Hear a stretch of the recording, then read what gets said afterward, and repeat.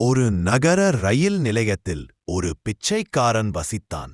அவன் அங்கு வரும் போகும் ரயில்களில் பயணிக்கும் மக்களிடம் பிச்சை கேட்டு வாழ்ந்தான். ஒரு நாள் அவன் பிச்சை கேட்டுக் கொண்டிருந்தபோது திடீரென சீரான உடையில உயரமான ஒரு நபரை பார்த்தான். இவர் நிச்சயமாக ஒரு பணக்காரர் என்று எண்ணி அவனிடம் பிச்சை கேட்கத் தொடங்கினான். அந்த நபர் சொன்னார், நீ எப்போதும் கேட்டுக்கொண்டே இருப்பதா? ஒரு போதும் நீ யாருக்கும் எதையாவது கொடுத்ததுண்டா?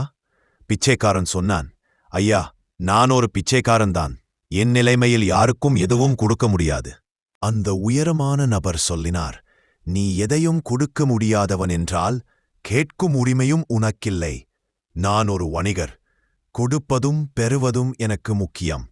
நீ என்னிடம் ஏதேனும் கொடுக்க முடிந்தால்தான் நான் உனக்கு ஏதாவது தருவேன்.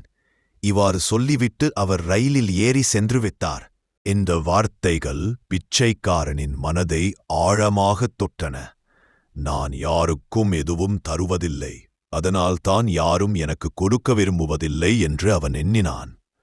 ஆனால் நான் என்ன கொடுக்க முடியும்? நான் பிச்சைக்காரன்.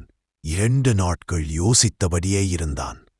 3வது நாள் அவன் ரயில் நிலையம் அருகே இருந்தபோது சில மலர்களை பார்த்தான். அவன் எண்ணினான், நான் பிச்சைக்கு பதிலாக மக்களுக்கு மலர்கள் கொடுக்கலாமே.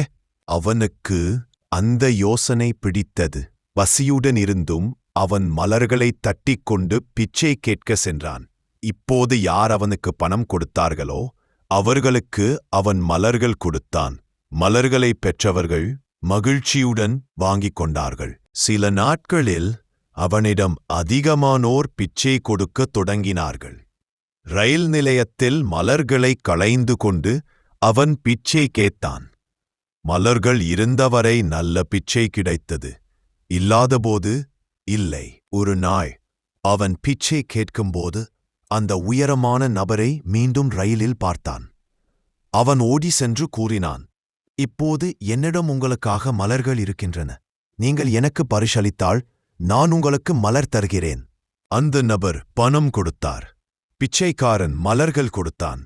வா என்று அந்த நபர் மகிழ்ச்சியுடன் கூறினார். இப்போது நீயும் வணிகர்தான். அந்த வார்த்தைகள் மறுபடியும் பிச்சைக்காரனின் மனதில் ஓலமிட்டன.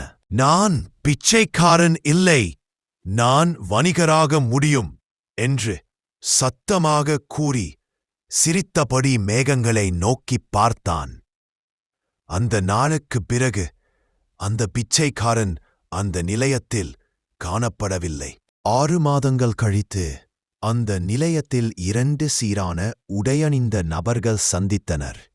நீங்கள் என்னை நினைவில் வைத்திருக்கிறீர்களா என்று ஒருவர் கேட்டார்.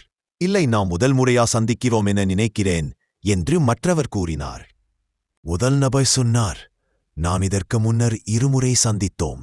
நான் அந்த பிச்சைக்காரன்தான். எனக்கு வாழ்க்கையின் பாடம் கற்றுத் தந்தீர்கள். ஓஹோ, எனக்கு ஞாபகம் வருகிறது. நீங்கள் அந்த மலர் கொடுத்த பிச்சைக்காரன்தானே? ஆம், அவன் சொன்னான். இப்போது நான் மலர் வியாபாரத்தில் பெரிய வியாபாரியாகிவிட்டேன். மக்கள் என் மலர்களை விரும்புகிறார்கள். அந்த வர்த்தக எண்ணமே எனது வாழ்க்கையை மாற்றியது. நான் என் வாழ்க்கையில் முதல் முறை எனது மதிப்பை உணர்ந்தேன். இந்த கதையின் கருத்து, கொடு பெறு என்பது இயற்கையின் மாபெரும் விதி. வாழ்க்கையில் வெற்றி பெற வேண்டுமென்றால் நாம் தரத் தொடங்க வேண்டும். நம் எண்ணங்களும் தன்னம்பிக்கையும் நம்மை உயர்த்தும். நம்மை சிறியவனாக நினைத்தால் பெரியதை அடைய முடியாது. வெற்றியின் சாவி உங்கள் எண்ணத்தில் உள்ளது. எண்ணங்களை மாற்றுங்கள், வாழ்க்கையும் மாறும்.